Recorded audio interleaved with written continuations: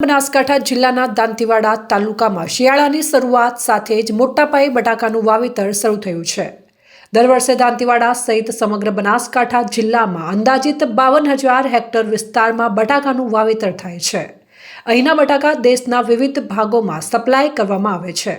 છેલ્લા ઘણા વર્ષોથી બટાકાના ઉત્પાદન અને ભાવમાં થતી વધઘટની સીધી અસર ખેડૂતો પર જોવા મળી રહી છે। ચાલુ વર્ષે પણ ખેડૂતોએ સારા ભાવની આશા સાથે વાવેતર કર્યું છે। જો કે વાવેતર બિયારણ અને ખાતરના ઊંચા ખર્ચ બાદ પણ ઉત્પાદનમાં નુકસાની વેઠવવાનો વારો આવતો હોય છે।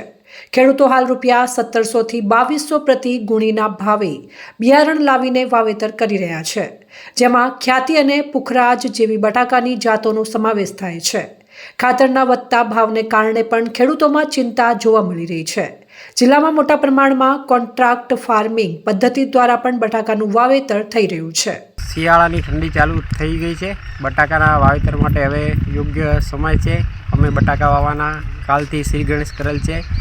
અમે કોન્ટ્રાક્ટ ફાર્મિંગ પદ્ધતિથી 101 કટાનું વાવેતર કરેલું છે। એનો લગભગ ગઈ સાલ 270 રૂપિયા ભાવ હતો। આ સાલ કંપનીનો ભાવ ઘટાડ્યો છે અને 250 રૂપિયા જ આપ્યો છે। સામે બિયારણના ભાવ વધી ગયા છે, પરંતુ ખેડૂતોને વાવેતર તો કરવું જ પડે, એટલે આ સાલ 101 કટા ખ્યાતિનું વાવેતર કરેલ છે અને આ સાલ ભાવ પણ બટાટામાં સારા મળે એવી ખેડૂતોને આશા છે।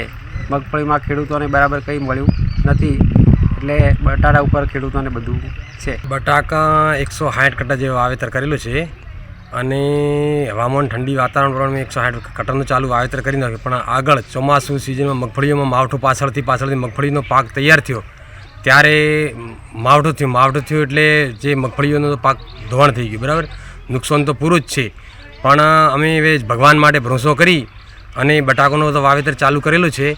પણ તો છતાં જો કુદરતી આફતો ના આવે શિયાળામાં તો ખેડૂતને સારું રહે એવું લાગે છે, પણ તો છતાં ખેડૂતની આગળની મગફળીની સહાયમાં જો સરકાર કોઈ લોનો માફ કરે એવી કરે તો અમારી સરકાર પાસે અપીલ છે, વિનંતી છે।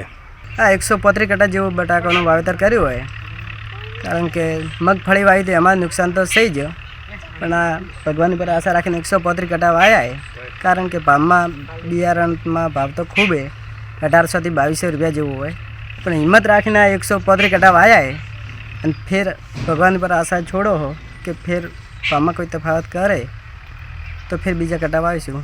અને આના અંદર માવઠું થાય તો નુકસાન તો થઈ જ, પણ હિંમત રાખીને આટલા 135 કટા વાવેતર કર્યું હોય।